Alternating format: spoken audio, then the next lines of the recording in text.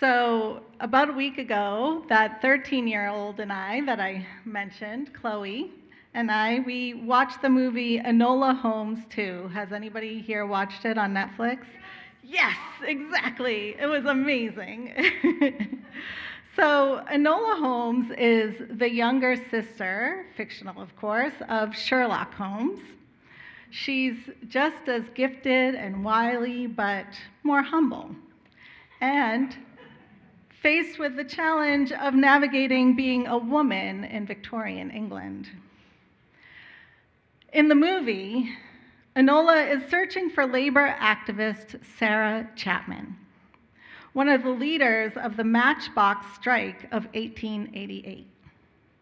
So on this Labor Day, it seemed fitting to share the story of Sarah Chapman, because like most people doing the work of liberation, her name was almost lost to history. So I come to the work of social justice as a spiritual practice, honestly. My father was a labor organizer, and I attended my first protest in a stroller, demanding the end to the nuclear arms race of the Cold War. And now, of course, I didn't understand any of that at the time, but I am told that I loved saying, "No nukes, no nukes," in my little 3-year-old voice.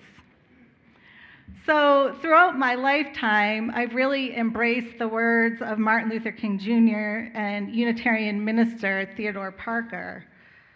The arc of the moral universe is long and bending towards justice. And I would add that the work of bending it towards justice is deeply spiritual work.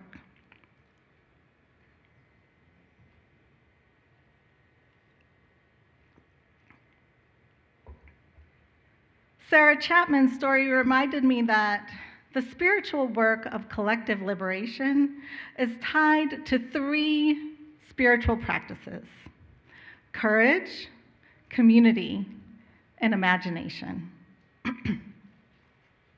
Now, the story of Enola Holmes starts as any good detective story should, with a rousing chase scene. But no spoilers here, so I do invite you to see the movie. But in the meantime, let's all travel back in time to Victorian England, where the Industrial Revolution is booming and factories are making mass production easier and more profitable. Poor agrarian people are flocking to cities to work in the factories, especially women and children. There are, at the time, few, if any, regulations on labor laws, and capitalism is running unchecked. Young women are employed to make matchboxes of matches using white phosphorus, a chemical known to cause something called phossy jaw. Phossy jaw was a form of bone cancer that was caused by the vapors of white phosphorus, which was cheaper than the safer red phosphorus. The women and girls who worked in these factories were regularly fined for things like unclean workplace, and the cost of materials like paint and brushes and stamps was deducted from their pay. They were forced to eat their lunches at their workstations, so they were literally ingesting the harmful chemicals with their food. In the face of these terrible conditions, Sarah Chapman and others spoke up. Buddhist teacher Lama Rod Owens, in his book, New Saints, has a quote I'd like to share.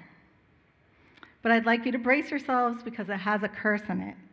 So if you have sensitive ears, cover them now. He says, "The new saint must learn to give a shit, because if they don't, there is no way they'll have the fuel to make the journey to freedom as they help others along."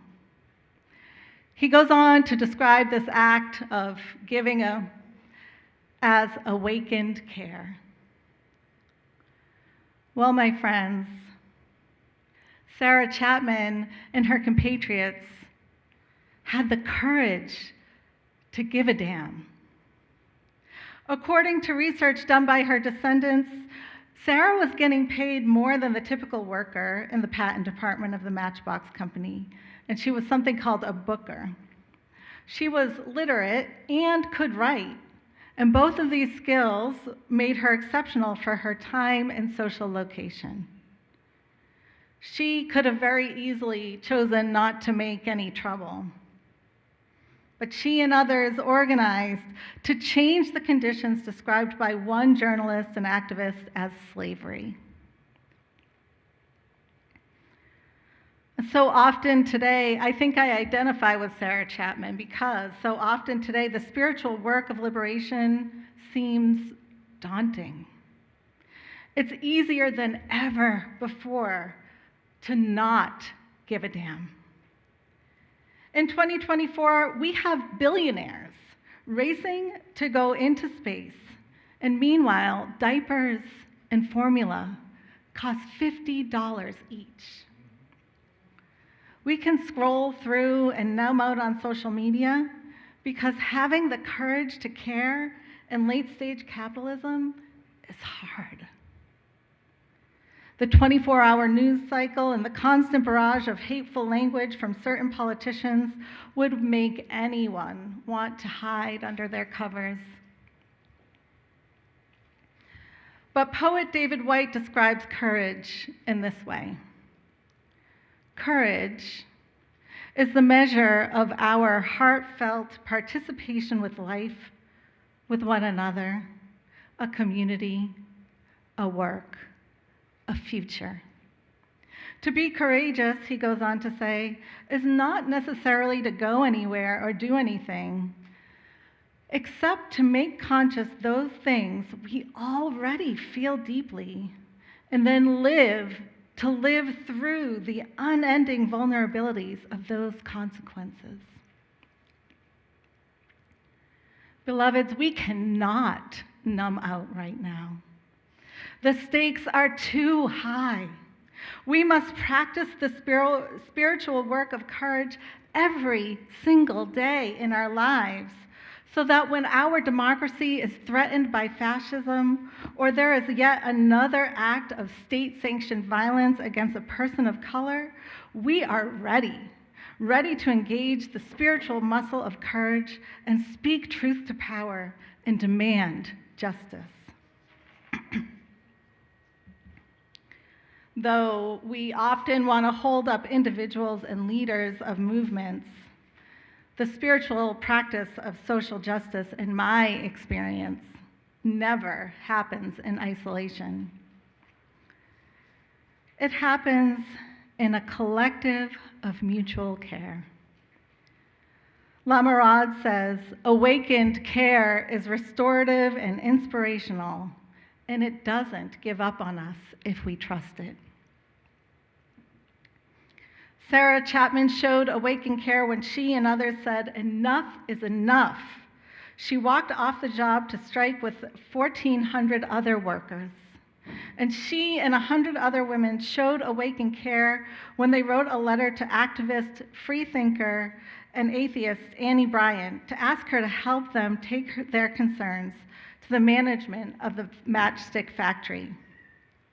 And on July 1st of 1888, the women and girls who worked in the matchstick factory began their strike, which left many of them without an income.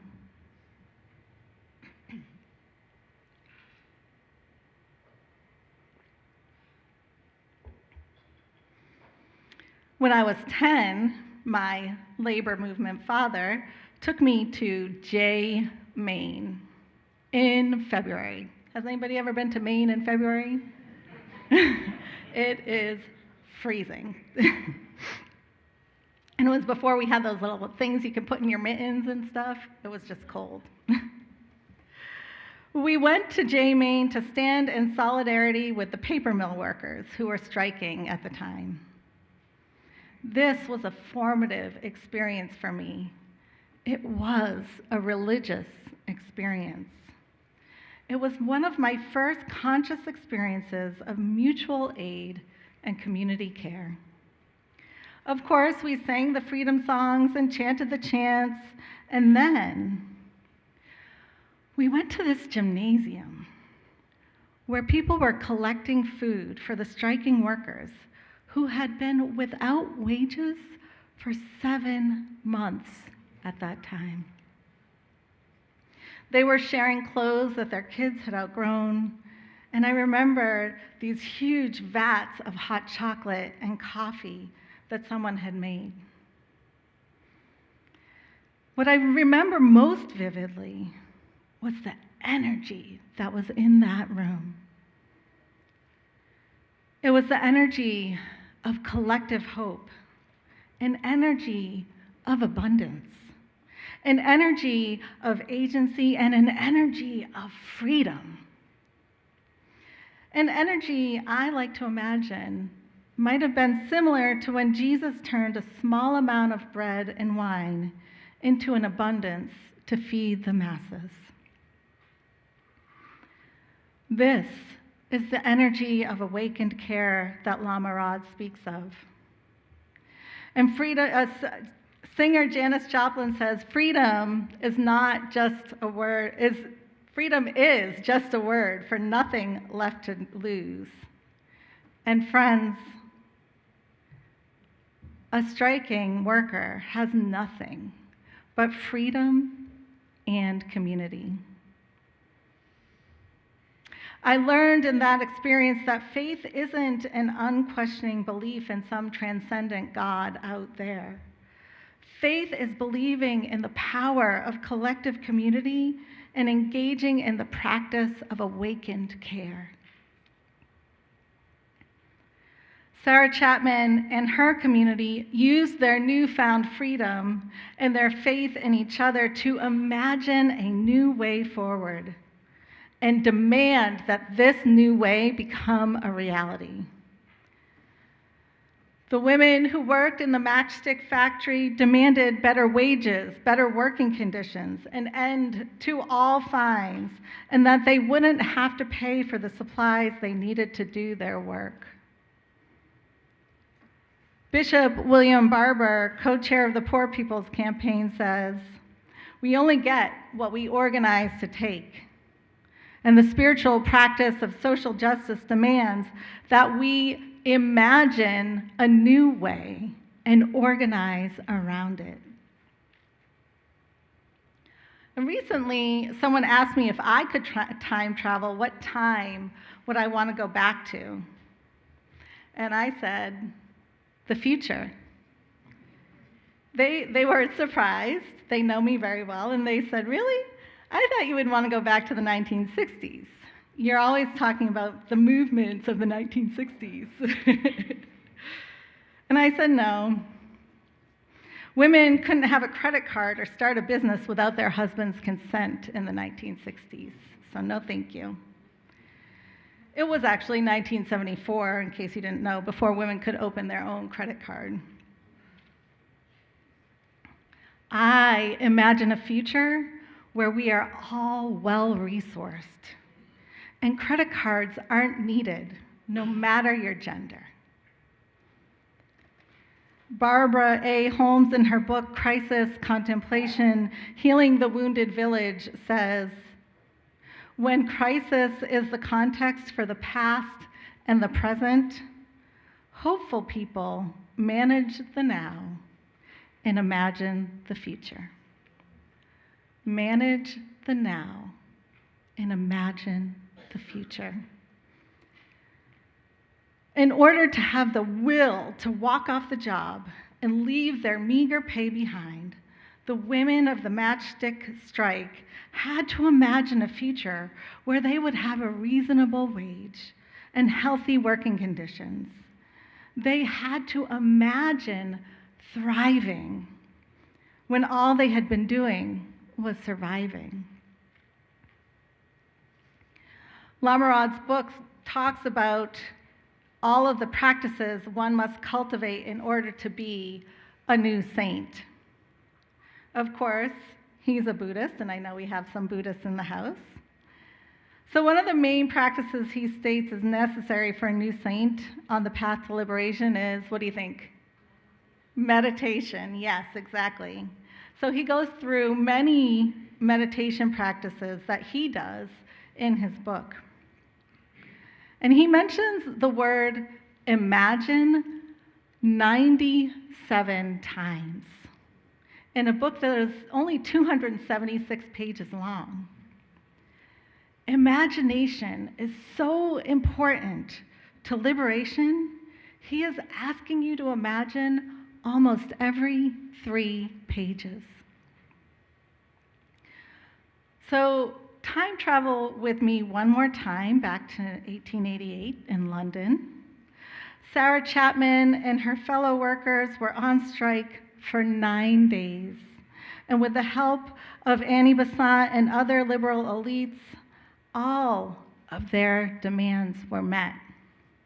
They formed the Union of Women Matchmakers, and Sarah Chapman was one of 10 women to attend the Trade Unions Congress, which was a gathering of over 500 in 1890.